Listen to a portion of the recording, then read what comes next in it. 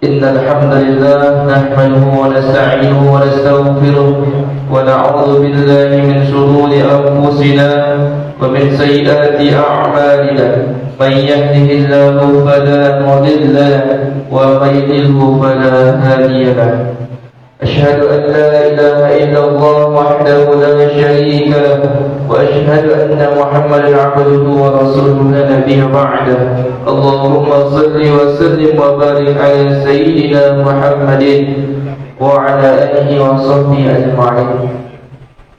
Hadirin kaum muslimin, kaum muslimat, bapak-bapak, ibu-ibu dirahmati Allah Subhanahu wa taala, untuk mengisi kajian zuhur kita pada hari ini, yaitu Al-Mukarram Al-Ustaz Dr. Haji Ahmad Ghani MAG. Kepada Al-Ustaz kami persilahkan.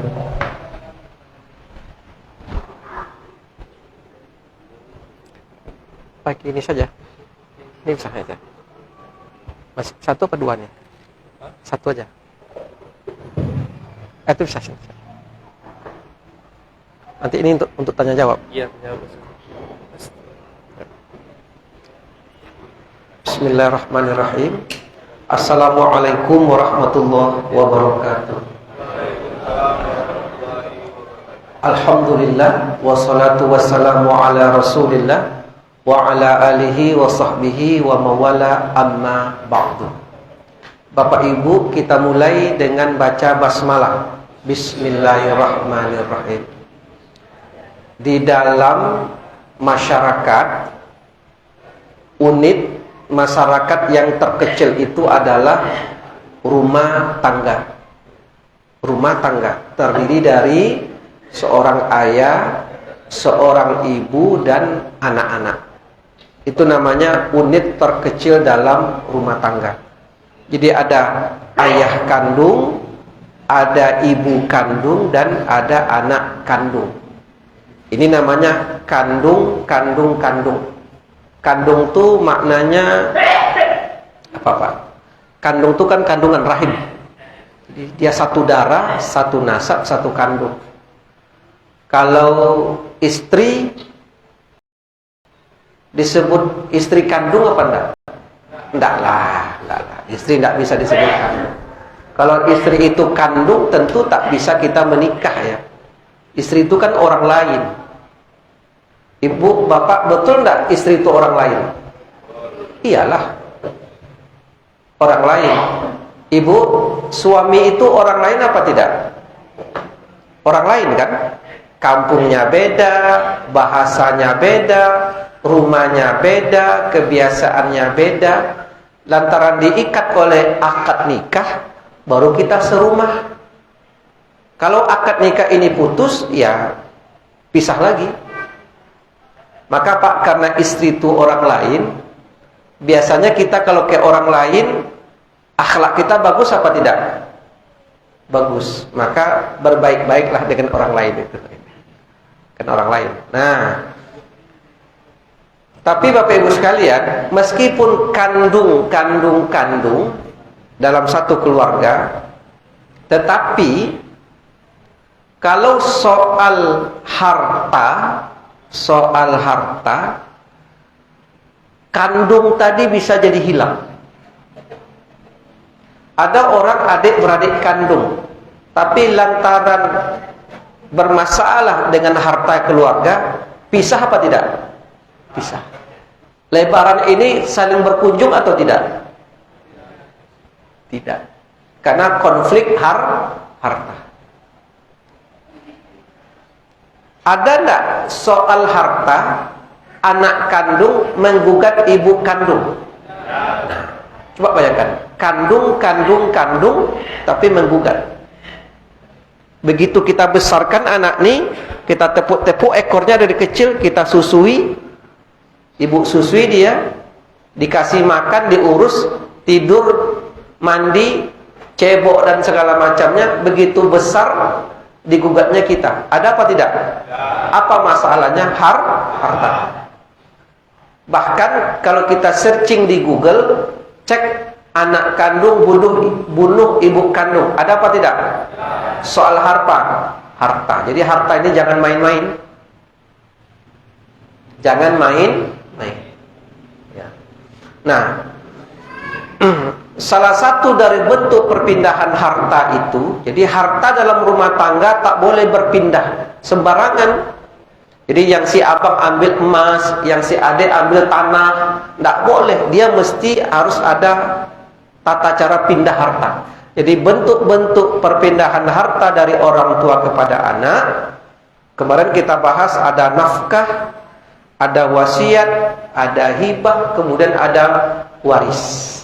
Nah, di dalam kesempatan ini kita akan bahas bentuk-bentuk perpindahan harta karena sebab waris. Sebab waris. Ada 3 rukun sebab perpindahan harta karena faktor waris. Pertama namanya harus ada pewaris, orang yang wafat. Kedua, mesti ada ahli waris. Ketiga, mesti ada harta waris. Ini mau tidak mau harus terpenuhi. Pertama, wafat. Jadi terjadi perpindahan harta itu syaratnya orang tuanya wafat, meninggal dunia. Kalau masih di ICU, masih koma, belum. Maka mesti wafat dulu. Maka syarat terjadi waris itu adalah wafat. Kemudian yang kedua, ahli waris. Nah, ahli waris ini syaratnya adalah begitu pewaris wafat, ahli waris ini hidup. Contoh, mayit wafat, dia punya 4 orang anak. Laki-laki, perempuan.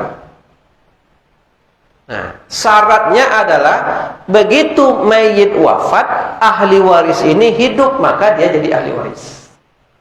Kalau ada 1 orang anak wafat dulu ketika kuliah, ketika pulang kuliah tabrakan pakai sepeda motor, meninggal. Berarti begitu mayit wafat, yang satu ini sudah wafat duluan, tidak jadi ahli waris. Macam mana mau membagi orang itu sudah wafat? Ya apa tidak? Itu syaratnya. Tetapi hati-hati, kita ini sering melakukan penundaan pembagian waris. Mayit wafat. Tentu mayit wafat, Pak ya. Mayit wafat, anak ada 4 orang. Setahun belum dibagi, 2 tahun belum dibagi, 3 tahun belum dibagi, 4 tahun belum dibagi. Sudah wafat pula 2 orang, belum juga dibagi. Hati-hati. Contoh, saya ada seorang ibu datang mengadu, konsultasi. Ustadz, saya punya tanah 1 hektar. Ada yang menawar 1 M. 1 M, Pak. 1 M. Nah, ibu ini umurnya 65 tahun. Umurnya 65 tahun, punya tanah harga 1 M. Yang ibu tanyakan apa? Ustadz, boleh tidak 1 M ini saya bagi ke anak-anak? Boleh lah, Bu, silakan, tidak ada masalah. Nah, tanah ini ibu dapat dari mana? Maaf ya, Bu, dari mana? Dari warisan ayah saya. Kalau itu warisan dari ayah ibu, ibu adik-beradik berapa orang? Saya adik-beradik 3 orang. Laki-laki, perempuan. 3 orang dia.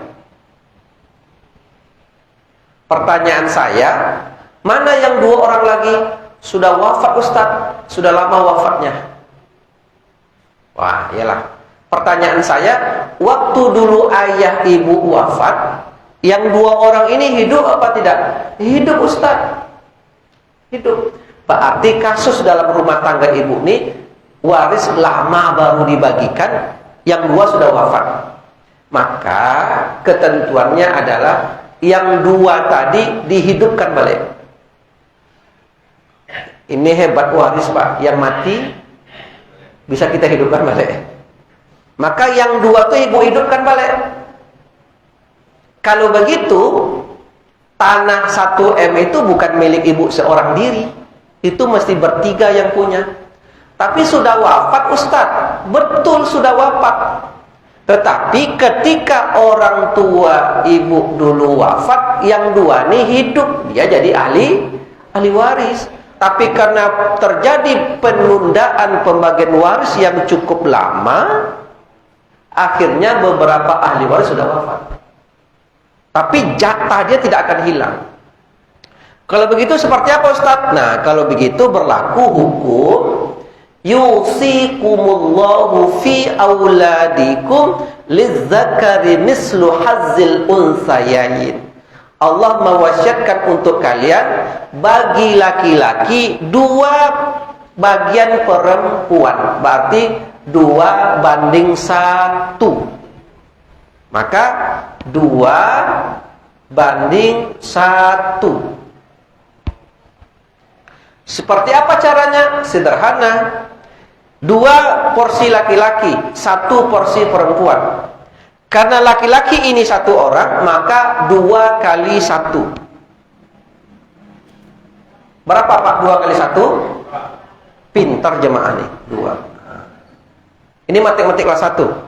Perempuan berapa orang? 2. Karena perempuan 2, porsinya 1, maka 1 kali 2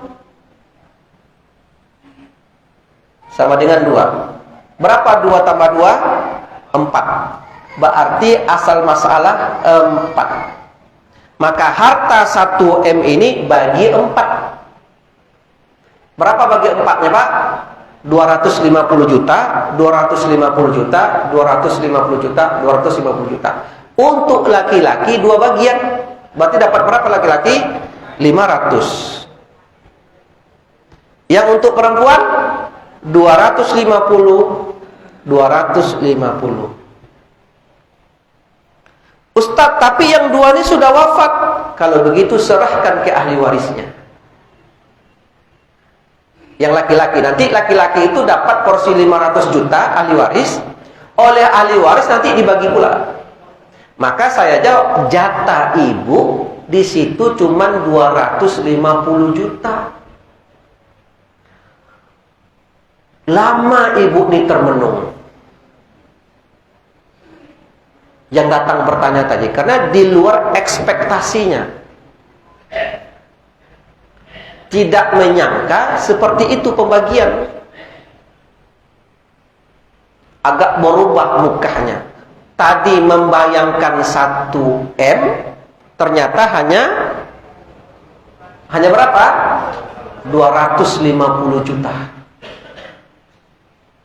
Yang terjadi sama ibu ini adalah dia menguasai harta waris dalam jangka yang panjang, sehingga merasa seolah-olah itu miliknya lagi. Kemudian saya jelaskan, pendapat saya seorang ustadz itu tidak memiliki kekuatan hukum untuk ibu ikuti. Ibu boleh ikut, boleh tidak, kecuali kalau ini putusan pengadilan. Nah, kalau yang 500 juta dan yang 200 juta 50 tidak diserahkan ke ahli waris, itu nanti sama dengan memakan harta anak yatim. Selesai. Maka konsepnya adalah pewaris, begitu pewaris wafat, ahli waris masih hidup. Saya memperkirakan ibu ini selepas dari saya, dia akan mencari ustadz lain untuk bertanya. Iya apa enggak jemaah seperti itu? Ia akan membanding-bandingkan jawaban ustadz. Mana ustadz yang cocok dengan yang dipikirannya, maka ia mengatakan, ini baru ustadz nih. Kalau bertanya kepada satu ustadz yang mengatakan, ibu yang mati tidak perlu dikasih lah, untuk ibu semuanya. Kata ibu nih, ini baru ustadz nih. Tapi kalau spesifikasinya ahli syariah, ini penjelasan. Jadi ada pewaris, ada ahli waris, ada harta waris. Kalau ada pewaris orang yang wafat, ada ahli waris orang yang hidup, tapi hartanya tidak ada, tidak jadi proses waris. Apa yang mau dibagi? Barangnya tidak ada. Nah, apa yang kita bicarakan ini Bapak Ibu menjadi sebab-sebab perpindahan harta dalam rumah tangga. Sebab-sebab berpindah harta. Jadi suka tidak suka kita ini, begitu kita wafat, harta kita akan menjadi milik orang, akan menjadi milik anak-anak, ya, otomatis itu. Nah, sehingga Bapak Ibu sekalian, bila ada apa sebabnya pewaris dan ahli waris saling mewarisi? Apa sebab? Nah, sebabnya adalah pertama karena faktor nasab. Jadi antara pewaris dengan ahli waris ada hubungan kandung tadi, nasab. Ya, jelas bahwa itu anak kandung. Dan nasab tadi tidak bisa putus oleh apapun. Kata ayahnya, engkau anak durhaka, engkau jarang jenguk saya, engkau ini pemabuk, engkau ini narkoba. Sakit hati ayah gara-gara kamu. Besok kalau ayah mati, kamu tak dapat warisan ayah. Bisa apa tidak? Tak bisa, tetap dapat. Karena nasab. Kamu ayah keluarkan dari kakak, keluarga besar. Bisa apa tidak? Tetap dapat. Kecuali Bapak Ibu sekalian, ada sebab-sebab terhalangnya ahli waris mendapatkan harta waris. Ada sebab. Di antaranya apa? Pertama, ahli waris melakukan perbuatan melawan hukum dengan melakukan percobaan pembunuhan kepada pewaris yang dihukum di atas 5 tahun penjara. Begini, rupanya anaknya tadi tahu pengajian kayak kita nih Pak. Kalau ayah mati, kita dapat harta waris. Ternyata anaknya nih tak sabar ayahnya itu cepat mati. Nauzubillahimin, tak sabar dia. Jadi dia ingin dapat cepat harta. Ditunggu-tunggu ayahnya tak mati-mati, tak wafat-wafat. Akhirnya apa Pak? Akhirnya apa? Dipercepatlah ayahnya itu wafat, dilakukanlah upaya pembunuhan terhadap ayah kandung. Ini dengan model sekarang mungkin terjadi apa tidak? Mungkin saja. Nauzubillah. Nah, ternyata ayah kandungnya ini kerjaannya contoh badagang, menggale kain. Beli galehlah ayahnya ini ke Bukit Tinggi, di Pasar Aur Kuning, pakai mobil. Begitu masuk jalan tol, dicetak tol kita lagi, tak berfungsi rem,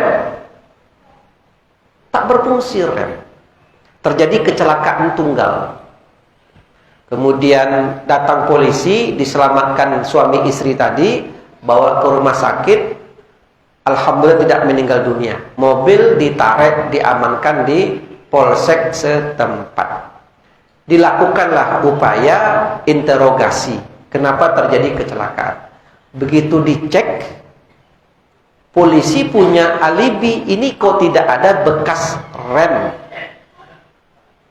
Dicek rem, ternyata tali remnya itu putus secara rapi pakai tang atau pakai gunting.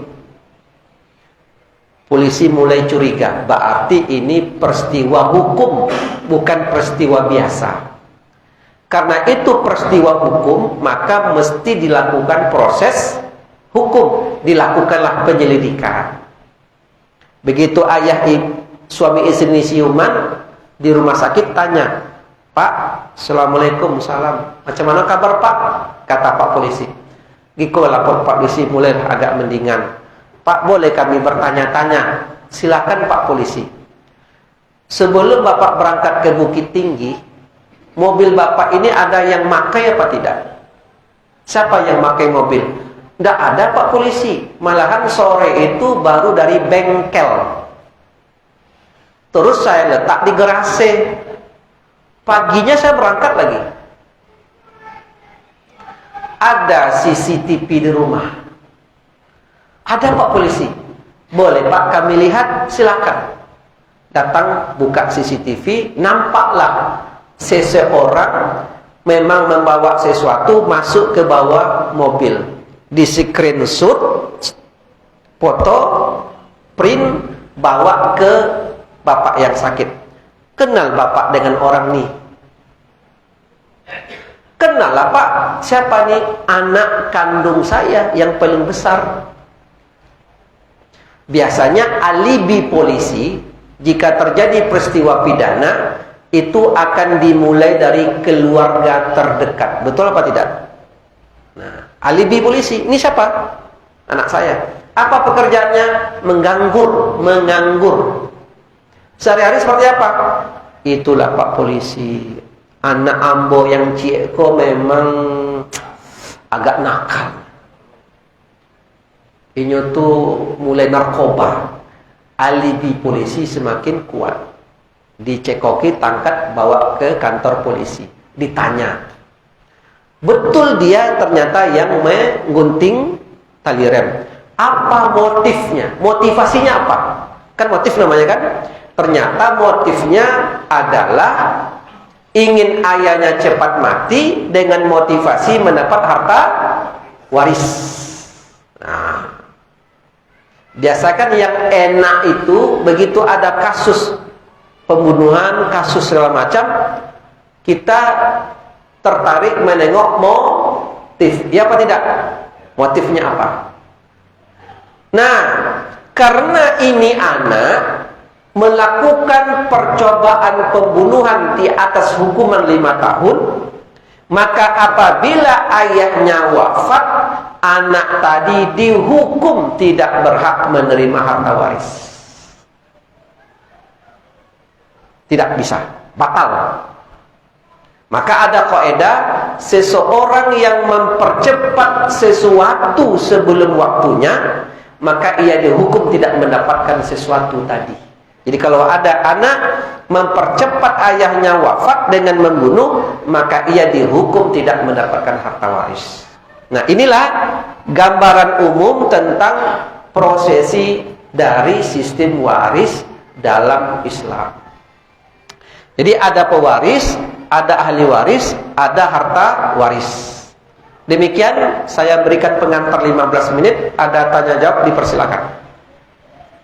Silakan. Ini dulu Pak, yang pertama ya. Terima kasih Pak. Ada 2 pertanyaan Pak ya. Yang pertama, yang dimaksud pewaris ini apakah suami istri atau salah satu Pak? Apakah perpindahan harta waris ini bisa dieksekusi setelah dua-duanya meninggal atau salah satu? Itu pertama Pak. Yang kedua, mengenai persentase pembagian antara anak laki-laki dan perempuan. Yang laki-laki itu kan dapat 50% ya. 2:1. 2:1 ya. Kalau sekiranya apa ya, dalam apa, kalau ada persetujuan dari anak laki-laki, misalnya karena kondisi ekonominya mungkin bagus ya,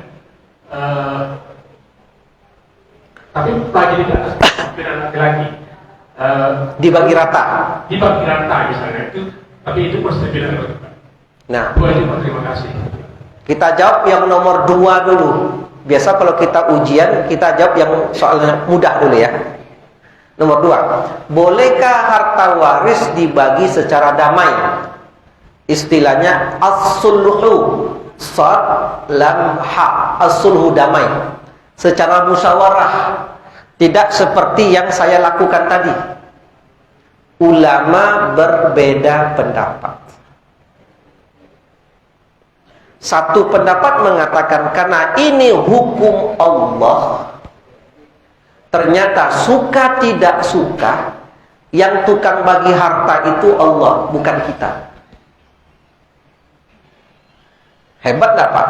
Bukan RT, bukan Pak RW, bukan ketua pengurus masjid, bukan Pak Imam, tapi yang tukang bagi harta ini siapa? Allah. Itu satu. Yang kedua, prinsip dari waris itu adalah untuk menghindarkan konflik. Karenanya jika terjadi pembagian ini secara musyawarah, boleh apa tidak?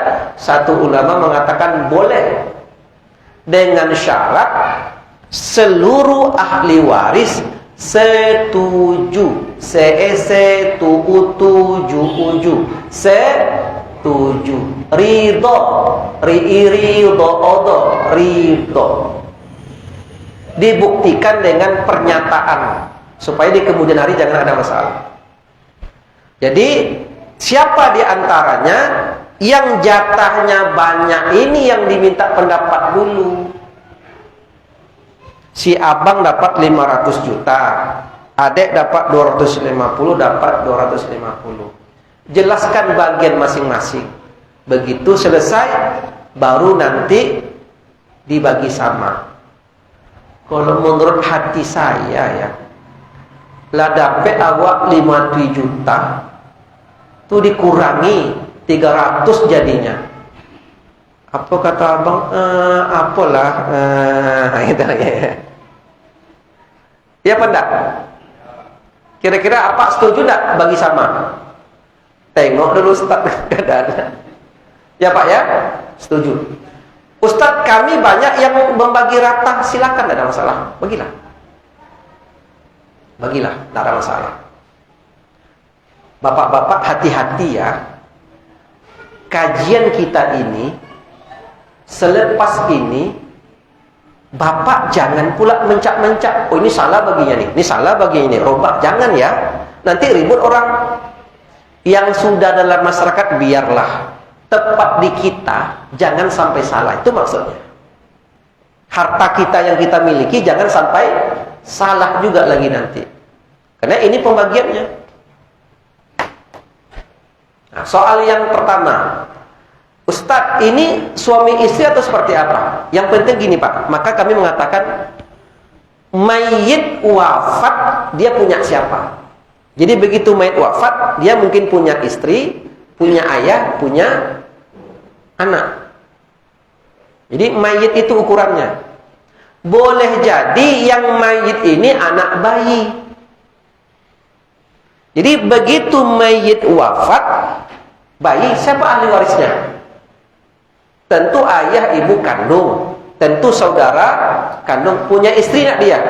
Tidaklah. Punya anak nak? Tidaklah.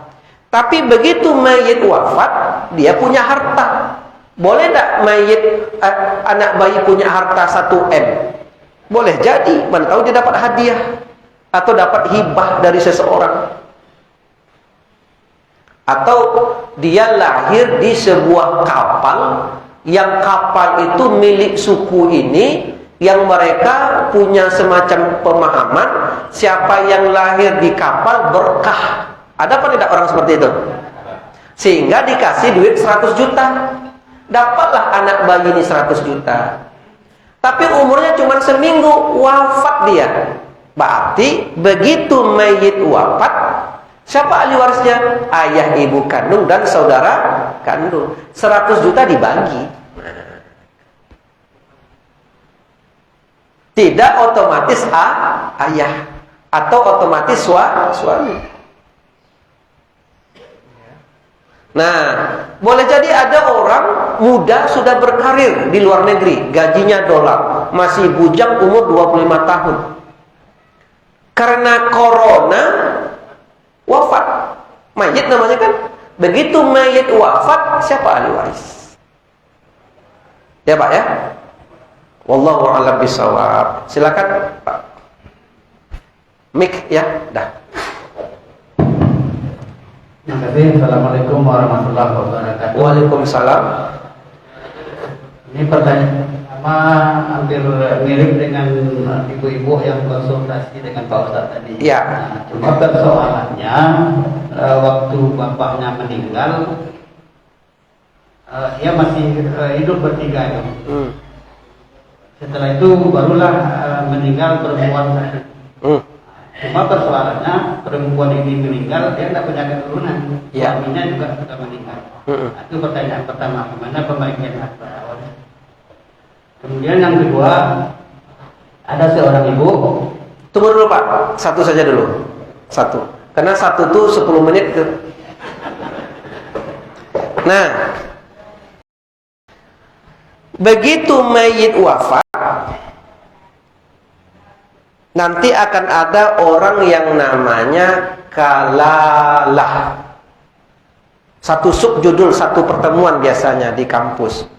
Kalalah itu orang yang wafat, dia tidak punya anak kandung dan tidak punya ayah ibu kandung. Kalalah itu sama sebenarnya asal katanya tali pengikat. Apa nama kalau orang Arab tuh? Hegel. Kan ada tali pengikat. Tali pengikat itu kan samping tuh. Ke atas tidak ada, ke bawah tidak ada. Jadi kita dalam berkeluarga ada ke atas ayah ibu, ada ke bawah anak-anak kandung, kiri kanan saudara kandung. Jadi ada orang wafat tidak punya anak kandung, tidak punya ayah ibu kandung, tapi dia punya saudara kandung. Maka yang perempuan ini ahli warisnya adalah saudara kandung. Boleh jadi tetapkan dulu jatah almarhum ini, kemudian karena dia sudah wafat, tidak ada anak kandung dan ayah ibu kandung wafat, tentu kembali ke mereka berdua balik harta itu. Paham Pak ya? Tapi dijelaskan dulu posisi hartanya. Wallahu a'lam bishawab. Yang kedua Pak, silakan. Ini kasus yang kedua, ada seorang ibu. Ibu ini kan tinggal bersama anak dan menantu sama cucunya ini. Ibu ini dapat warisan dari orang tuanya. Nah, tinggallah dia dengan anak menantunya di warisan itu. Cuma sebelum waris ini dapat sama ibu itu, anaknya laki-laki ini meninggal. Sebelum dia mendapatkan waris dari orang tuanya tadi, anaknya itu meninggal. Tinggallah dia serumah dengan menantu dan cucu-cucunya. Ini harta ibu ini gimana membaginya nanti?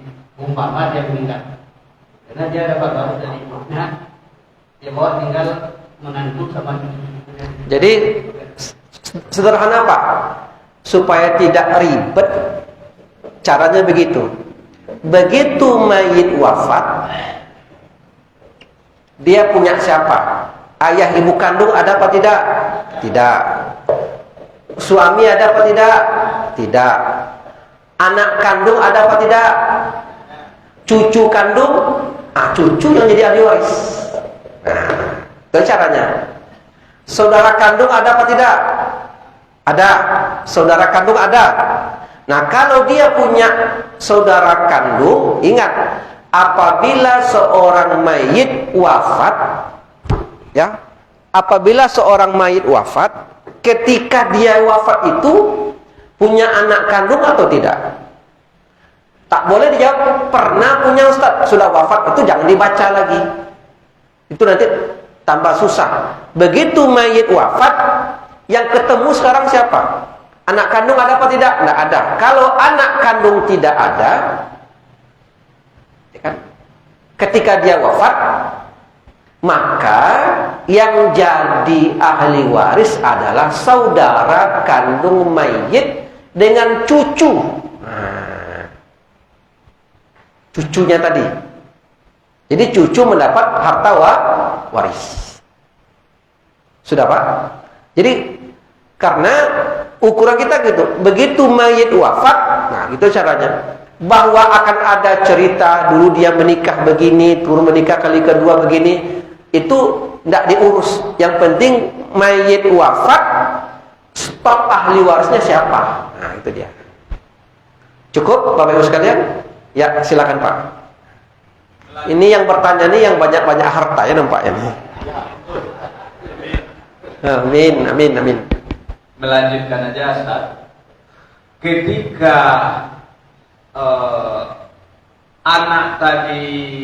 ketika ibu tadi meninggal, kemudian yang si ahli waris yang 3, ternyata yang satu ini sudah meninggal, tapi dia punya anak. Ya. Bahagiannya apakah sama dengan yang saudaranya yang 2 ini, dari abangnya lah jadinya? Apakah menjadi ahli waris pengganti begitu dengan bagiannya yang berbeda? Ya, terima kasih. Begitu mayit wafat, jadi ada orang adik-beradik 4 orang, 1, 2, 3, 4. Begitu yang ini sudah wafat duluan, wafat duluan.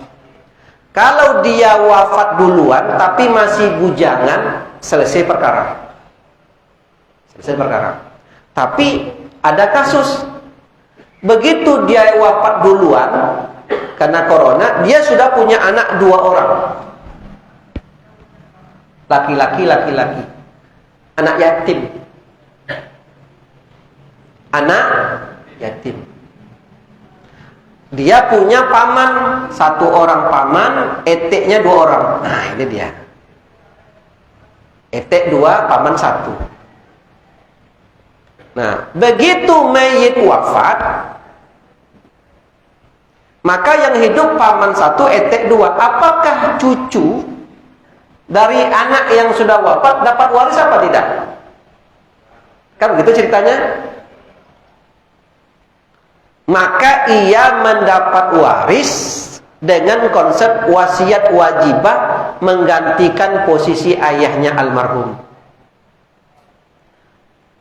Nah, jadi apa kata cucu nih? Atu awak mati ya bang, iyo. Ete awak dapet, awak kok nak dapet? Biar adik ayah awak kan lah mati. Sedih tak tuh? Sedih. Ternyata cucu ini mendapat waris menggantikan posisi ayahnya. Tapi cucu, kalau cicit tidak.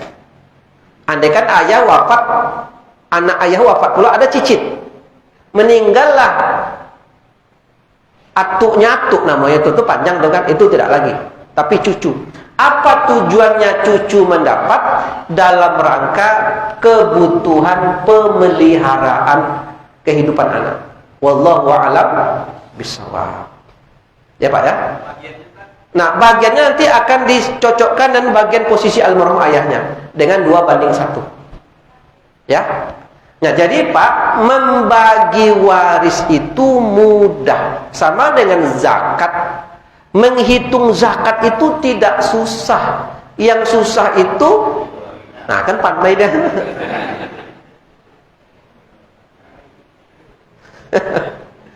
Menghitung waris itu tidak susah. Yang susah itu apa? Membaginya yang susah. Nah hati-hati Pak. Ini nih Pak, ibarat dalam buku waris, tebalnya 100 halaman contoh, ini baru sekitar 3 halaman pertama yang kita bahas. Nah, nanti akan ada 500 juta. Contoh, ini baru menghitung bagian 250.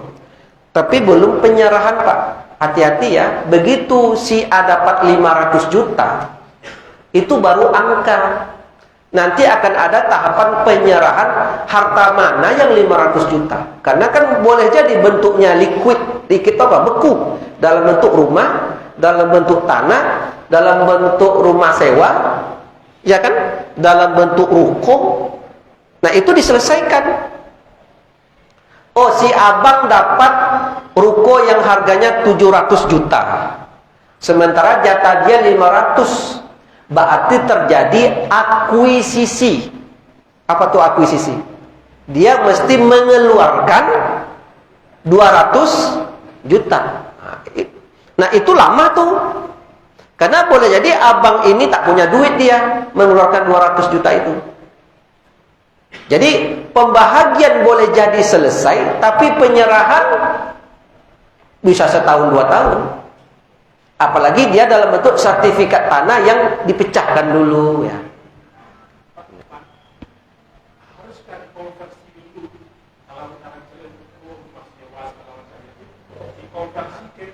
Uang. Nah, pertanyaan bagus, Ustadz. Kita punya rumah, punya mobil, punya, kan sepahit-pahitnya hidup orang kan minimal dia punya rumah, dia punya kendaraan, dia punya tanah kapling segala macam, contoh ya. Nah, supaya mudah membagi, dinilai rupiah dulu semuanya, dirupiahkan. Tapi kalau bapak punya istri 2, jangan dirupiahkan pula lagi, itu tidak masuk. Nah, dirupiahkan dia. Baru ketika dapat bagian masing-masing, baru nanti dipindahkan dalam bentuk barang. Umpamanya jatah saya 250 juta. Dapat mobil harganya 200 dalam perkiraan awal kita, berarti tambah 50. Nah, itu bagian kamu. Oh, saya setuju tanah lah. Bagian dia tanah. Nilainya mesti sama. Karena kalau semua orang minta mobil cuma satu kan, maka nilainya yang penting. Wallahu a'lam bishawab. Demikian Bapak Ibu, kita sudahi pengajian kita ini. Dan ingat, kemarin pernah saya sampaikan, dalam Islam harta itu terbagi 2. Ada harta halal, ada harta haram. Harta haram tidak kita bahas. Harta halal. Harta halal ternyata ada 3 tingkatan. Ada yang kualitas 1, ada kualitas 2, ada harta kualitas 3. Jadi hartanya ada KW-nya, Pak. Harta KW1, harta yang didapatkan dari kerja tangan 2 tangan sini. KW1 tuh. Bapak pergi ke hutan, tanam sawit, disiangi, dibuat piringannya, dipupuk, cari tai ayam, pupuk lagi. Itu harta KW1. Harta KW2, harta dari hasil perniagaan, berdagang. Harta KW3, itu harta yang didapat dari warisan. Jadi harta waris, harta hibah, itu harta KW3, kualitas rendah. Kalau di keramik tak siku dia tuh. Kalau di keramik dia melingkung tuh Pak, yang KW3 nih. Tapi hati-hati Pak, halal 100% ya. Maksudnya janganlah yang kandung tadi, ya kan?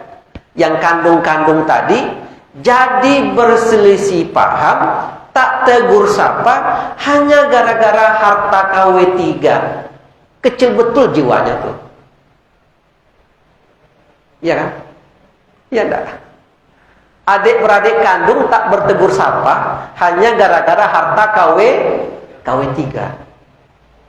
Biarlah dia ambil oleh kakak. Di rumah tuh kakak yang menguasai. Macam mana kakak? Biarlah KW3. Biar kakak yang menguasai. Asal jangan dengan kakak putus hubungan.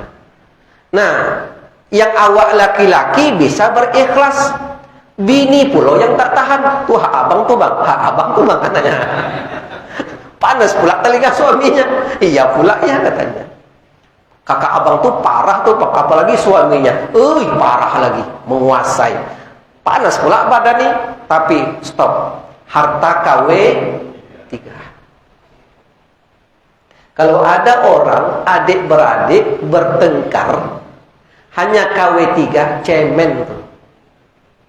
Tegaklah di kaki kita sendiri, dengan usaha kita, dengan perniagaan kita. Kita dapat tuh harta KW1.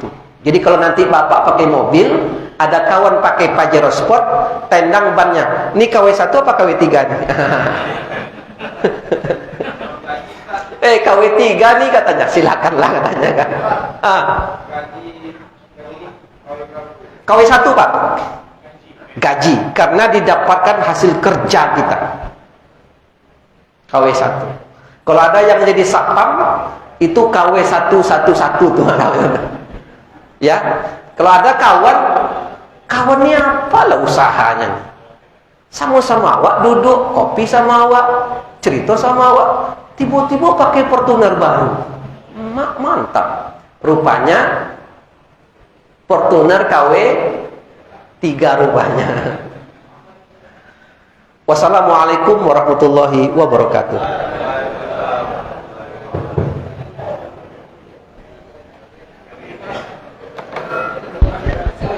Ini dapat terus nih. Apa? Ada khutbah.